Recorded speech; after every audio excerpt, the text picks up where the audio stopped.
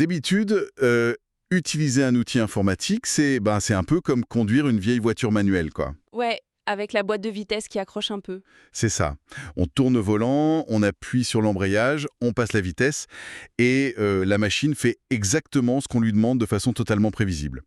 En fait, la relation, elle est purement unidirectionnelle. Hmm, Mais ce qu'on observe aujourd'hui, et c'est vraiment le cœur de notre sujet, c'est le passage soudain à une voiture autonome. Une voiture qui dicte l'itinéraire, qui va anticiper les bouchons avant même qu'ils se forment, et qui dialogue toute seule avec l'infrastructure routière. c'est un changement de paradigme complet, ouais. Justement, cette discussion d'aujourd'hui, elle est présentée par Maroc Cloud, le partenaire de référence de Google Workspace au Maroc. Donc voilà, bienvenue dans la nouvelle édition de notre exploration consacrée à Google Workspace, Gemini et Google Cloud. On va se baser sur leur newsletter client d'avril et mai 2026 pour décortiquer un peu l'actualité des 2 derniers mois. Et il y a eu pas mal de choses, hein, surtout avec Google Cloud Next.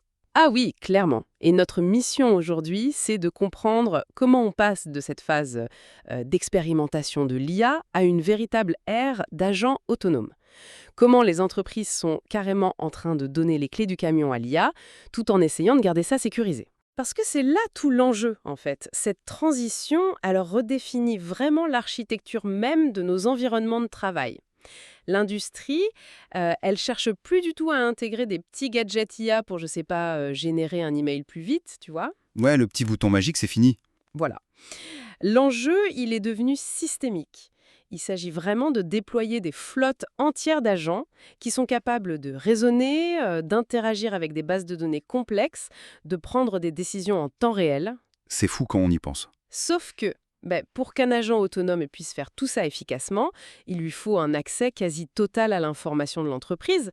Et ça, ça pose un défi d'infrastructure et surtout de sécurité monumentale. Et c'est exactement le paradoxe sur lequel je me suis arrêté en lisant les notes sur les mises à jour de sécurité de Google Drive. Ouais, c'est la base. Bah oui, avant de laisser une IA gérer tes processus métiers, faut être sûr que la maison est bien fermée à clé, quoi. Et le chiffre qui m'a sauté aux yeux, c'est une multiplication par 14 de la capacité de détection des ransomware. 14 fois plus, ouais. C'est massif. C'est énorme. Traditionnellement, un antivirus, ça cherche juste la signature connue d'un malware, non? Qu'est-ce qui change fondamentalement dans l'approche pour qu'on ait un bond de performance pareil avec la nouvelle IA de Drive? En fait, l'approche, elle est plus du tout basée sur les signatures. Elle est basée sur l'analyse comportementale et sur l'entropie des données. L'entropie, c'est-à-dire? Tu sais, les ransomware d'aujourd'hui, ils mutent tout le temps. Donc, tes bases de données de signature, elles sont obsolètes dans la seconde. Le nouveau modèle d'IA qui est directement intégré dans Workspace, il analyse les modèles de synchronisation en temps réel. D'accord. Donc il regarde comment les fichiers bougent. C'est ça. Si un compte commence d'un coup à modifier des milliers de fichiers en quelques secondes, et surtout si la structure de ces fichiers passe d'un format lisible à un amas de données complètement chiffré avec une haute entropie, Le fameux chaos du chiffrement, quoi. exactement. Là, le modèle y capte tout de suite l'anomalie structurelle. Attends, donc le système, il lit même pas le contenu du fichier pour savoir s'il est infecté. Non, pas du tout. Il analyse juste le comportement chaotique du chiffrement lui-même. Ah ouais, c'est intelligent. Et d'après le document, la réaction, elle est immédiate. Genre la synchronisation, elle est coupée nette. Voilà, c'est vraiment le principe du coupe-circuit. Parce que le gros danger d'un ransomware dans le cloud, c'est la propagation. L'infection, elle part du PC local et elle remonte vers le serveur central via la synchro. Ouais, et elle contamine tout le monde. C'est ça. Donc en coupant la synchro dès les toutes premières millisecondes du comportement bizarre, tu isoles l'infection juste sur la machine de l'utilisateur qui a cliqué sur le mauvais lien. Ouf, ça limite la casse. Et l'autre truc super important de cette mise à jour, c'est la résilience après l'attaque. Les admins, ils ont maintenant un mécanisme de restauration en masse. C'est géré de manière asynchrone et en gros, tu peux remettre tout un espace de travail dans l'état exact où il était juste avant l'infection. D'un clic, genre on rembobine le temps. Ouais, ce qui fait que le modèle économique même du hacker, de l'extorsion de fonds, il s'effondre totalement. Pourquoi payer une rançon si tu peux tout restaurer? C'est super clair. Mais bon, cette sécurité ultra proactive, c'est bien beau en interne, mais la réalité d'une boîte, c'est qu'il faut collaborer avec des gens à l'extérieur. Des clients, des fournisseurs. Ouais, et c'est souvent là que les failles apparaissent. Bah oui. Et c'est là que les nouveaux comptes invités dans Google Chat entrent en jeu. Et j'ai trouvé ça super révélateur de cette architecture qu'on appelle zéro confiance.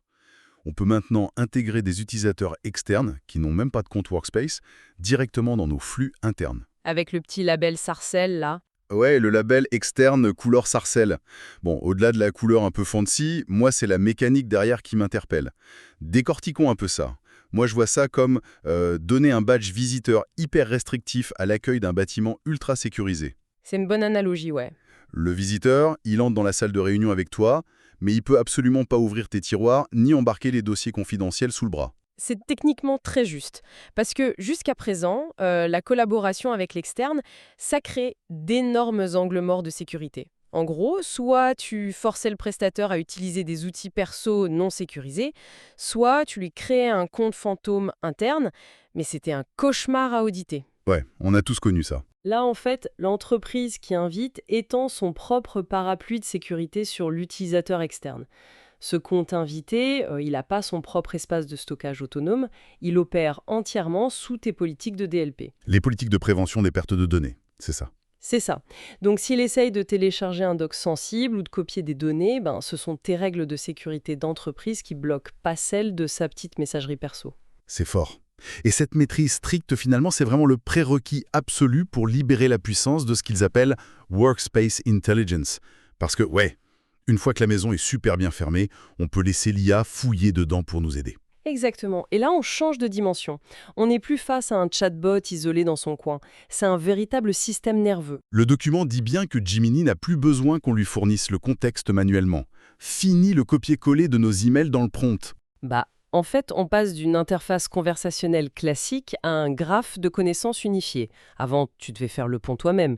Tu lisais un mail dans Gmail, tu prenais des notes, tu ouvrais Docs, et tu disais à l'IA « Tiens, rédige un truc à partir de ça ». Ouais, ça prenait autant de temps que de le faire soi-même au final. Un peu, ouais. Maintenant, Workspace Intelligence indexe de façon sémantique toutes tes données dans tout l'écosystème. Tes mails, les enregistrements de tes réunions Meet, tes presses sur Slides, tes tableurs Sheets, tout ça s'est transformé en vecteurs mathématiques connectés entre eux. Ah ouais. Donc si je dis à Gemini, fais-moi une synthèse du projet Alpha, il va chercher tout seul en arrière-plan. Il va prendre le chat d'hier, le mail du client de ce matin, le tableau de budget du mois dernier sans que je lui dise où chercher. C'est exactement ça, et c'est ça qui permet des trucs super impressionnants dans Google Docs, comme le fameux Match Writing Style. L'imitation du style d'écriture de la boîte. Ouais, l'IA, elle va pas te pondre un texte générique super robotique qu'on reconnaît à des kilomètres. Elle s'imprègne de la charte éditoriale de l'entreprise en analysant tes anciens documents. Et dans Sheets, alors là, le Fill with Gemini, le remplissage auto, les chiffres m'ont bluffé. Il parle de tâches réalisées 9 fois plus vite pour remplir 100 cellules. C'est énorme, parce que quand tu lui demandes de remplir des données, l'IA ne fait pas que deviner des mots au hasard.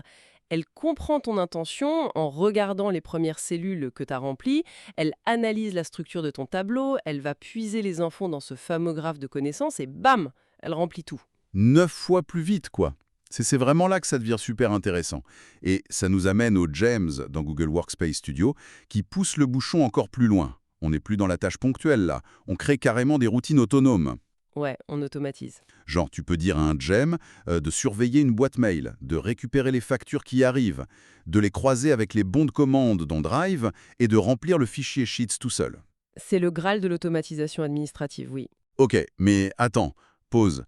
Si Workspace Intelligence transforme tous nos emails, nos factures ultra confidentielles, nos chats privés en vecteurs pour nourrir cette IA hyper puissante, qu'en est-il de la confidentialité? Comment je sais que mes données financières vont pas servir à entraîner le gros modèle global de Google, tu vois? C'est la question légitime. Mais l'architecture est pensée spécifiquement pour bloquer cette porosité. En fait, l'indexation vectorielle dont on parlait, elle se fait à l'intérieur d'un tenant, un locateur cloud, qui est strictement isolé. Ok, donc c'est cloisonné? Totalement. Tes requêtes Gemini dans Workspace, elles ne sont absolument pas utilisées pour entraîner ou affiner les modèles publics de Google. Tes données restent à toi. Et pour les secteurs ultra réglementés, la banque, la santé, ils rajoutent une couche de chiffrement côté client, le CSE. C'est-à-dire que même Google peut pas lire. C'est ça. Les clés de chiffrement, elles sont gérées par le client via un fournisseur externe. Du coup, même les ingénieurs cloud de Google sont mathématiquement incapables de lire tes données. L'IA, elle traite des informations qui sont chiffrées. Incroyable.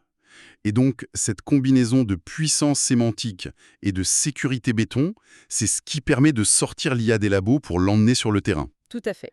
Et l'exemple du terrain dans ces notes, j'ai adoré, c'est le salon JTEX Africa. Ah oui, avec la selfie box de Maroc Cloud. Voilà. Le principe est super fun. Le visiteur arrive, il se prend en photo, il choisit un thème genre cyberpunk ou futuriste, et l'API Gemini génère un portrait réinventé direct. Ils ont généré plus de 600 portraits en 3 jours en continu, avec la foule d'un salon international.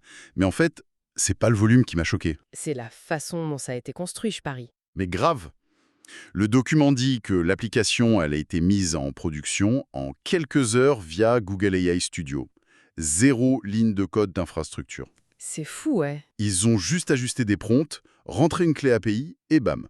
Attends, construire un back-end capable d'encaisser de la génération d'images lourdes en temps réel sur un salon sans coder le serveur, c'est pas un peu trop beau pour être vrai? Je comprends que ça paraisse magique si on garde le paradigme de développement traditionnel en tête. Avant, pour gérer un trafic pareil sur de l'image, tu devais provisionner des serveurs virtuels, configurer des équilibreurs de charge pour pas que ça crache s'il y a trop de monde, mettre des conteneurs Docker partout. Ouais, le bon gros cauchemar du DevOps, quoi. Exactement. Sauf qu'avec Google AI Studio, toute cette couche d'infrastructure, elle est totalement abstraite. Le dev, il se concentre juste sur ce qu'on appelle l'ingénierie d'intention. Le prompt engineering, en gros. Voilà, tu conçois ton prompt, tu règles à la température du modèle, et ta clé API, en fait, elle sert de routeur direct vers une infrastructure serverless mondiale. C'est Google qui alloue dynamiquement la puissance de calcul pour chaque requête, milliseconde par milliseconde. Donc la barrière à l'entrée s'effondre complètement. On passe de mois de développement back-end complexe à une simple configuration d'API. Mais parce qu'il y a un mais. Cette abstraction, cette fluidité d'exécution qui fait que la selfie box encaisse la charge sans planter, elle repose bien sur un matériel physique gigantesque quelque part, non? On ne fait pas disparaître la complexité en la cache dans les data centers de Google. Bien sûr, le cloud, c'est toujours l'ordinateur de quelqu'un d'autre, à la fin. Et c'est là qu'on arrive aux grosses annonces de Google Cloud Next 2026 à Las Vegas. On voit clairement qu'on sort du mode projet pilote pour rentrer dans l'industrialisation des agents autonomes. Oui, la ligne de démarcation est très claire. L'IA générative du début, c'est fini. Place à l'IA agentique. Google a d'ailleurs fait évoluer Vertex AI vers la Gemini Enterprise Agent Platform. Rien que le nom, ça pose le niveau. Ouais, l'idée, c'est plus juste de générer du texte. C'est de fournir un environnement pour construire, déployer et sécuriser des flottes d'agents qui exécutent des workflows de A à Z. Mais bon, un agent autonome, s'il n'a pas de données fraîches, il sert à rien. C'est pour ça qu'ils ont sorti l'Agentic Data Cloud. Exactement. C'est une nouvelle couche d'architecture qui permet à ces agents d'aller taper directement dans les bases de données relationnelles ou NoSQL de l'entreprise en temps réel. Et pour faire tourner tout ça, pour que des millions d'agents puissent interroger des bases et réfléchir en temps réel, il faut une puissance matérielle monstrueuse. Et c'est là que j'ai adoré la partie sur les puces. Pour la première fois, l'architecture des puces TPU, elle se divise en 2 familles distinctes, parce que les contraintes physiques sont plus les mêmes. T'as le TPU 8 et le TPU 8i. Le T pour training, l'entraînement. Et le I pour l'inférence. Voilà. Le 8T, c'est le monstre pour l'entraînement des modèles géants. Et le truc dingue, c'est sa topologie réseau Virgo. Ils disent que ça relie plus de 134 000 puces ensemble. 134 000. On parle d'un maillage pour s'entraîner sur plus d'1 million de puces dans le même cluster. C'est que la topologie Virgo, elle répond à un défi physique. Entraîner un modèle de cette taille sur une seule puce, c'est impossible, elle fondrait. Ouais, un petit problème thermique, quoi. Un peu, oui. Donc tu dois diviser les calculs sur des milliers de processeurs qui doivent synchroniser leurs résultats en continu. Le réseau Virgo, il offre une bande passante optique tellement massive qu'on réduit les temps d'entraînement de plusieurs mois à seulement quelques semaines. C'est vraiment la force brute. Ok, donc ça c'est pour forger l'intelligence de base. Et une fois que le modèle est intelligent, on passe à l'autre puce, le TPU 8i, dédié à l'inférence. C'est elle qui répond en direct aux requêtes de nos agents autonomes. C'est ça. Si je devais vulgariser le truc, dis-moi si je me trompe, le TPU 8, c'est un peu l'étudiant brillant qui s'enferme dans une grande bibliothèque silencieuse, pendant des mois, pour ingurgiter des tonnes de bouquins. Et le TPU 8i, c'est ce même étudiant, mais on le balance sur le plateau télé d'un jeu en direct, genre « question pour un champion ». J'adore l'analogie, hein. C'est exactement ça. Il a déjà le savoir, mais sa survie maintenant, c'est sa capacité à buzzer et à cracher la bonne réponse en une fraction de seconde, avec le stress du direct. Faut pas faire attendre le public. Et sur ton plateau télé, chaque milliseconde de retard, tu perds des points. Techniquement, c'est là que la topologie du 8i, qui s'appelle Boardfly, est critique. Dans les anciens réseaux, une puce ne parlait qu'avec ses voisines directes. Pour qu'une info aille de la puce A à la puce Z, elle faisait parfois jusqu'à 16 sauts, ou hops, d'une puce à l'autre. Un jeu du téléphone arabe géant. Ouais. Boardfly, ça aplatit tout ce réseau pour réduire la distance maximale à seulement 7 sauts. Donc on passe de 16 à 7 sauts. C'est bien, on réduit le trajet de moitié. Mais honnêtement, à l'échelle d'une entreprise, est-ce qu'on voit vraiment la différence si une réponse prend 2 millisecondes au lieu d'une? C'est vital à ce point? À l'échelle d'une simple question de texte, bof. Mais l'architecture des modèles IA a changé. Maintenant, on utilise des modèles Mixture of Experts, les fameux MOE. Ah, les mélanges d'experts. Voilà. Au lieu de réveiller un réseau neuronal monolithique énorme pour chaque question, le MOE, il est composé de plein de petits sous-réseaux hyper spécialisés. Si tu poses une question complexe, le système identifie les experts dont il a besoin, genre un expert en code Python et un expert en français, et il leur envoie la requête. Sauf que ces experts virtuels, ils sont pas tous rangés au même endroit sur la même puce physique, j'imagine. Ben non, ils sont éparpillés partout dans le data center. Donc pour te donner une réponse finale cohérente, tous ces experts doivent communiquer massivement entre eux et échanger des données en temps réel. C'est ce qu'on appelle la communication tout à tout, ou all to all. Ah ouais! Donc si un agent autonome, avec le Data Cloud, doit analyser un gros tableau financier, imaginer 3 stratégies, les comparer et choisir la meilleure, ça demande des milliers d'échanges entre ces experts virtuels? C'est ça. Et si chaque échange subit la latence de 16 sauts physiques, la latence, elle s'accumule de façon exponentielle. Ça créerait un goulot d'étranglement qui rendrait ton agent inutilisable en direct. Boardfly et ses 7 sauts maximum, ça élimine ce goulot. C'est ça qui rend l'IA fluide. C'est vertigineux quand on assemble toutes ces pièces du puzzle. Cette exploration d'aujourd'hui qu'on a faite grâce aux analyses de Maroc Cloud, elle montre vraiment une logique implacable. Tout est lié, ouais. On part d'une sécurisation extrême de Drive contre les ransomware, on met des badges Sarcelles hyper restrictifs aux invités externes dans Chat, tout ça pour blinder l'environnement. Ensuite, cette muraille, elle permet à Workspace Intelligence de scanner tout ce qu'on fait en sécurité pour créer un graphe de connaissances sémantiques. Et ce graphe nourrit l'automatisation. Exactement. Ce qui permet aux fameux GEMS d'automatiser nos routines. On a vu cette automatisation poussée à l'extrême au GitX avec la Selfie Box, qui tourne sans infrastructure compliquée pour le développeur. Et tout ça, au bout du compte, ça repose sur des évolutions physiques du silicium avec les puces TPU 8 et 8i, les réseaux Virgo et Boardfly qui orchestrent les modèles d'experts pour ces nouveaux agents autonomes. La conclusion de tout ça au niveau technique, c'est que l'IA, c'est plus juste un petit copilote qu'on appelle à la rescousse quand on bloque sur un texte, c'est en train de devenir l'infrastructure de production par défaut de l'entreprise. Une vraie force de travail, quoi. Absolument. Les agents de la plateforme Gemini, ils évaluent des situations, ils tapent dans les API internes, ils déduisent les étapes à faire et ils exécutent sans qu'on ait besoin de les surveiller en permanence. L'IA, elle est littéralement intégrée à la masse salariale. Et c'est bien ça qui doit réveiller les décideurs aujourd'hui. On n'est plus dans le management de logiciels, on entre dans le management d'entités numériques autonomes. Et ça m'amène à une réflexion pour clôturer notre discussion. Vali, je t'écoute. Si on met tout bout à bout, sachant qu'un agent autonome qui tourne sur ses TPU 8i surpuissants peut simuler des workflows, comprendre tout le contexte de la boîte avec le graphe de connaissances et agir tout seul, Ouais. qu'est-ce qui va se passer le jour où un agent interne de ton entreprise analyse un problème hyper complexe, se rend compte qu'il y a une inefficacité dans un process et décide de lui-même d'utiliser la fonctionnalité des comptes invités sécurisés dont on parlait au début pour aller engager un autre agent IA externe spécialisé d'une autre entreprise? Ah ouais? Engager un sous-traitant IA? Exactement. Pour résoudre un problème que l'équipe humaine n'avait même pas encore vu venir. La voiture autonome dont je parlais au tout début de l'épisode, elle va plus juste contourner le bouchon, elle va carrément prendre rendez-vous avec un autre robot mécanicien et s'y rendre toute seule la nuit pendant qu'on dort. Une machine qui sous-traite à une autre machine au sein même du périmètre sécurisé de l'entreprise, c'est une perspective technique qui donne un peu le vertige. C'est clair. Mais bon, c'est l'aboutissement totalement logique des infrastructures qu'on vient de décortiquer aujourd'hui. C'est l'économie interagent qui se met en place. Et c'est sur cette projection un peu folle qu'on va clôturer cette plongée en profondeur de l'écosystème Google. Un grand merci à l'expertise et à la newsletter de Maroc Cloud pour nous avoir guidés là-dedans. Merci à eux, oui. Et on se dit à très vite pour continuer à déchiffrer l'ingénierie de demain.